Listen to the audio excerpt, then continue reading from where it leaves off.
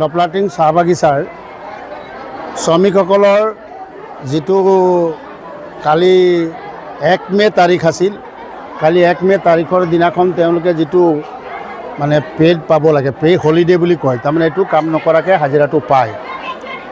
তো এই কাম নকৰাকৈ হাজিৰাটো পাৰ্মানেণ্টবিলাকক দিয়াৰ ব্যৱস্থা কৰিছে, কিন্তু টেম্পৰাৰীবিলাকক তেওঁলোকে কি কৰিলে, বৃহস্পতিবাৰ দিনা তাৰমানে এই বৃহস্পতিবাৰ দিনা কাম কৰিলে আৰু আজি কাম কৰিবৰ কাৰণে তেওঁলোকক বাধা দিলে, তাৰমানে তাহাঁতি কাম কৰিব নালাগে, তাৰমানে আজি কাম নকৰিলে কালিৰ হাজিৰাটো মাৰ খাই যাব।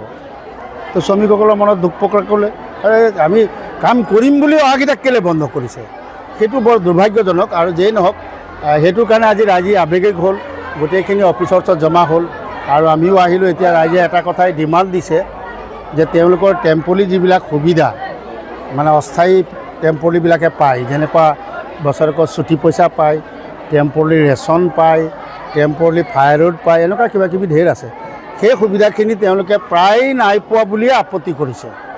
তো আমি এইকাৰণে আজি ৰাইজৰ লগত আলোচনা কৰি এখন মেমৰেণ্ডাম দিয়াৰ ব্যৱস্থা কৰিম যে আমি এসব নাজানো। আৰু ৰাইজে আৰু এটা কথা কৈছে, এই যিজন তিৱাৰী বুলি এজন চাহাব আছে মেনেজাৰ, সেই চাহাবজনে মানে মেনেজাৰজনে বোলে ৰাইজক অলপ হাৰাশাস্তি কৰে, ৰাইজৰ কোনো কাৰণত এইটো এগ্ৰী নাই, তেনেকুৱা এজন চাহাব থাকিলে আমি কাম কৰিব নোৱাৰোঁ, সেইকাৰণে তেওঁক ইয়াৰ পৰা উলিয়াব লাগে, মানে পঠিয়াই দিব লাগে। কৰিছে নকৰিছে নাজানো, ৰাইজে কৈছে সেইজন মেনেজাৰে আমাক বিভিন্ন ধৰণৰ হাৰাশাস্তি কৰে, গতিকে তেনেকুৱা মেনেজাৰ আমাৰ কোনো কাৰণত ইয়াত নালাগে। তো আমি এইকাৰণে কৈছোঁ যে তেওঁক অতি সোনকালে ইয়াৰ পৰা পঠিয়াই দিব লাগে আৰু তেওঁ আজিৰ পৰাই যাতে শ্ৰমিকৰ মাজত কাম কৰিব নালাগে।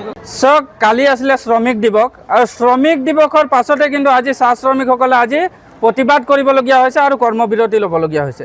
কাৰণ মাথো এটাই, শ্ৰমিক দিৱসৰ দিনাই পেড হলিডে বুলি থাকে আৰু পেড হলিডেৰ পৰা বঞ্চিত কৰিবলৈ যি পৰিচালকসকলে যি ডপলাটিং চাহ বাগিচাৰ পৰিচালকে যি মানে চতুৰামি কৰিছিলে, সেই চতুৰামিক কিন্তু ৰাইজে আজি প্ৰত্যাহ্বান দিবলৈ সাজু হৈছে। কাৰণ চাওক, শ্ৰমিক দিৱসে হৈছে চাহ শ্ৰমিকৰ এটা দিৱস আৰু সেই দিৱসৰ দিনা যি পেড হলিডেৰ পৰা বঞ্চিত কৰিবলৈ লৈছিলে। গতিকে আজি আমি ডপলাটিং চাহ বাগিচা পৰিচালক মহোদয়ক এইখনৰ পৰা সকীয়াই দিছোঁ যে বিগত সময়ছোৱাত আপোনালোকে চাহ শ্ৰমিকসকলক অন্যায় অত্যাচাৰ যি কৰিলে আজি তাৰিখৰ পৰা কিন্তু সেই অন্যায় অত্যাচাৰ কিন্তু নচলিব।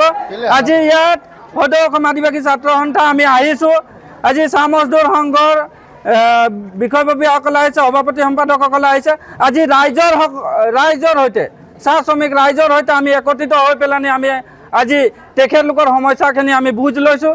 ইয়াতে আমি এটা কথাই গম পাইছোঁ যে ডপলাটিং চাহ বাগিচাত থকা পৰিচালক শৈলেন্দ্ৰ তিৱাৰীক ইয়াৰ পৰা খেদিব লাগে, 1 নম্বৰ কথা।